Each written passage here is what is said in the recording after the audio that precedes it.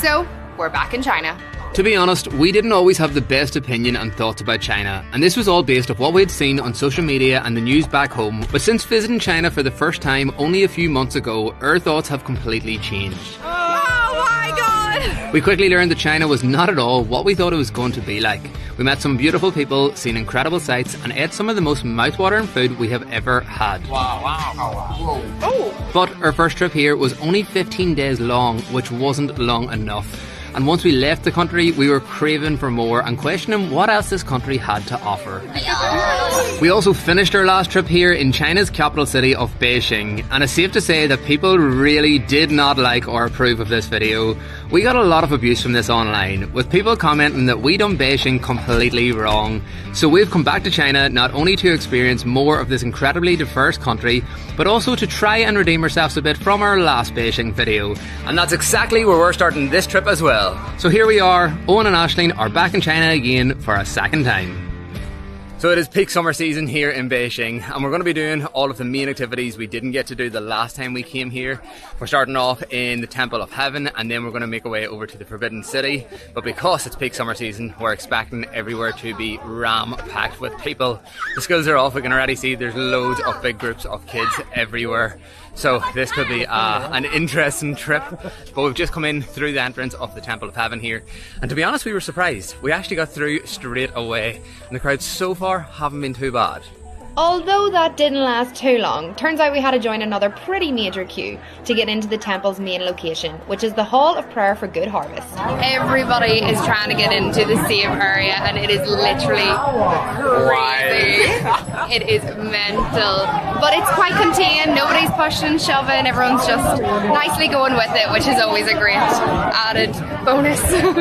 We've since realised that the queue is moving so slow in this section because we have to scan our QR codes again to get into the main area here, and it has been clammy waiting here, but the breeze is coming through. This is so warm. So hot, but we can get a quick glimpse of the main section here, and it looks incredible. I'll tell you something, I'm glad to be out of that tunnel of people and into a bit of fresh air. But wow. The Temple of Heaven is a complex of religious buildings where Chinese emperors once prayed for good harvests, and it's become one of the most recognisable images within Beijing, as well as being honoured as a UNESCO World Heritage Site. Symbolising the relationship between heaven and earth, the most iconic structure here is this architectural masterpiece, the Hall of Prayer for Good Harvest.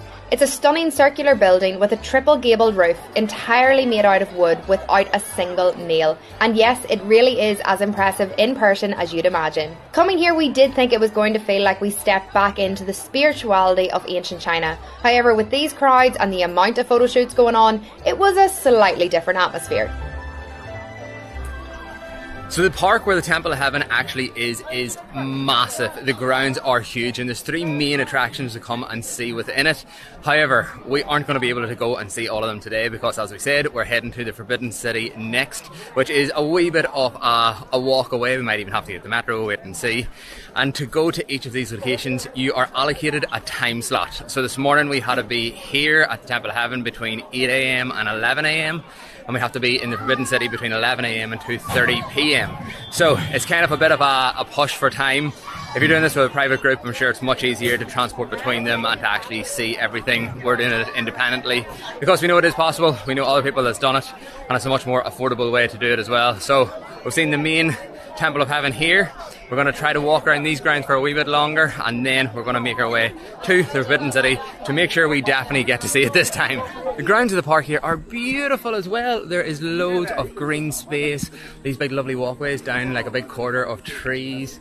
It is stunning, and you can hear loads of insects, loads of birds in the trees and stuff as well. It is known as like the pine forest, I believe, because these are all pine trees that just surround the entire place. I was reading about it earlier and I was like, it sounds beautiful, but it is stunning, and it's a perfect place to come and get a shade from the heat today. Yeah, definitely, because the sun is strong. But we're going to make our way out now, and even though I said we are in a rush, I think we're going to go grab a quick coffee somewhere because we have been up from early to make it here for 8 AM, and I need a wee booster. Look at this thing, it's actually I think it's a fire truck. Yeah, look. It is, yeah. The world's smallest fire engine. That's so funny. But they're prepared. I feel like we were a wee bit spoilt for choice looking for a coffee shop here. There were so many cute ones, but we decided to come to this wee one that had like a indoor-outdoor kind of setup. We've got these wee like camping seats literally right out on the street with a bit of people watching. It's really nice. And we went for some different kind of coffees from our usual order. Interesting ones. I have went for a Brazilian coffee with honeycomb, and I love honeycomb, so I can't wait to try this one. I went for a coffee from Kenya that has buffalo milk in it as well. And I just got connected to their Wi-Fi as well. Oh, happy days. Have you got your Surfshark VPN turned on? No, but I will turn it on right now. You are always talking about it, but I guess you're right. You're better safe than sorry. Honestly, you need to make sure you've got it turned on. Like whenever you're connected to a public Wi-Fi, you're so much more risk of getting hacked or even worse. So it's just better safe than sorry. You have told me a million times, but go on, tell me one more time and everyone else, why should you use Surfshark VPN? What's your coffee like? It's really good, but it's time to go and see the Forbidden City.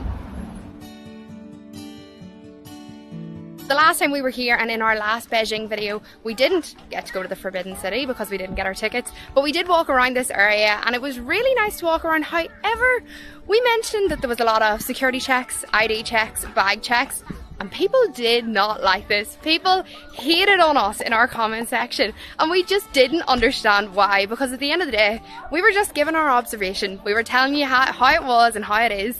Today as well, we had to get our IDs checked, we had to get our bags checked, and there's nothing wrong with that. There's reasons why they do this, but it's just part of the fact, and people were at us. So if you're coming, just allow a little bit of extra time, because you will have to do it. And don't at me, I'm just telling the truth.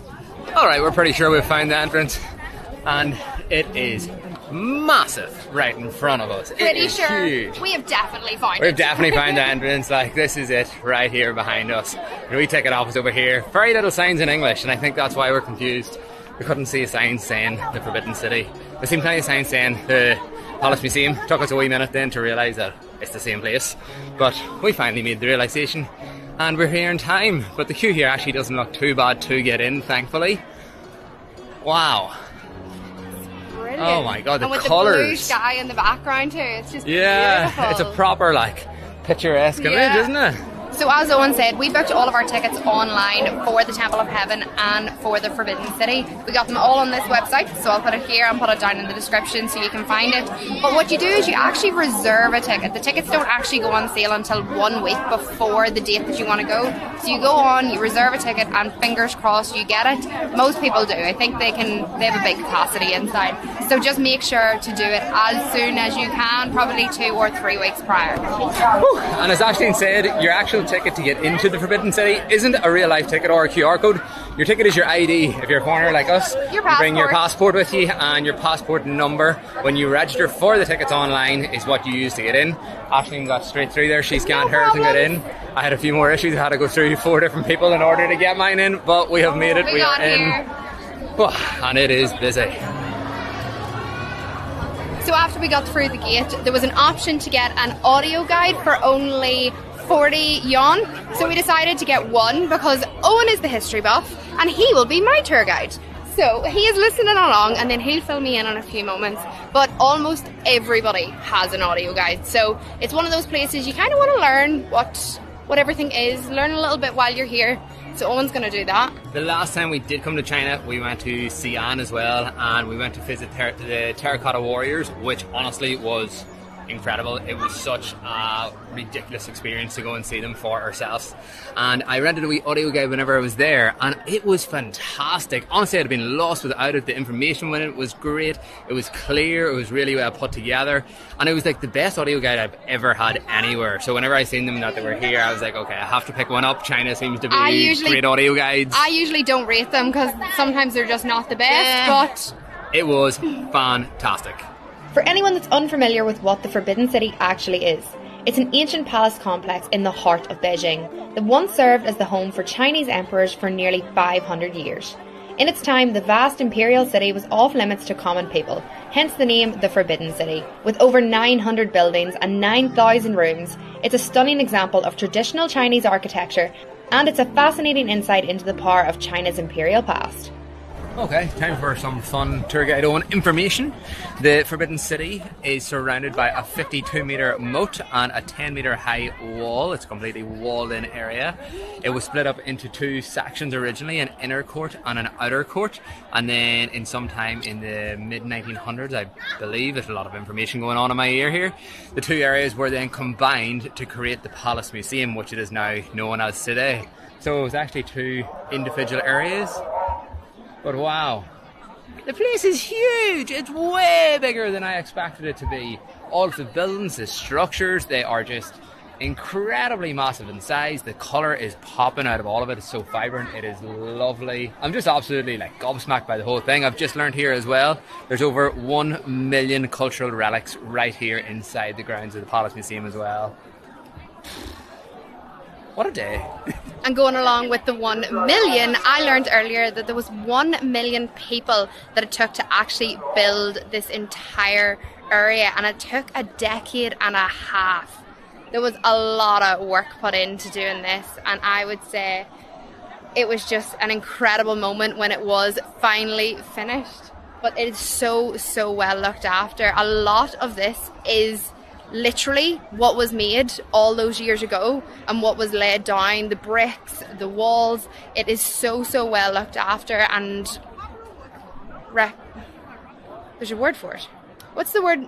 Hold on. What's the word whenever you look after something really well? Preserved. It's really well preserved.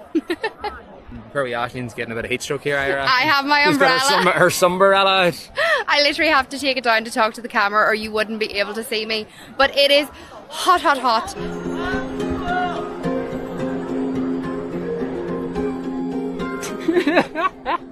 laugh at me. It's a hot day. And I'm not the only one with an umbrella. It's literally Umbrella City. It's the Forbidden City filled with umbrellas because everybody is absolutely down. And he's just jealous. And she is not joking, literally all around it is just umbrellas everywhere. Sunbrellas. Not umbrellas because it's not raining. But it's so funny to see. And this morning when we were walking around the city, around the streets, everywhere it's just umbrella. And you have to be careful as well. People are dangerous with an umbrella. They are weapons out here. If you have an umbrella, you have a responsibility not to take someone's eye out. And I hope if anybody out there walks around with an umbrella and you're listening to this, it is your responsibility to watch other people as well. Be careful. So many times a day we have literally got poked or had to dodge umbrellas, people popping them up and just not looking around them, or swinging around and they just don't care who's there, and it's dangerous. You know what it is? I know whenever I get under mine, I kind of forget. I'm in my own little world. It's my own little bubble. You have to remember, there's other people there too. Be careful. There is so many people. It's actually crazy. I was expecting this, but a wee bit less than this. It's bonkers. It's literally bumper to bumper when you're going through all the wee narrow bits, through a lot of the corridor areas.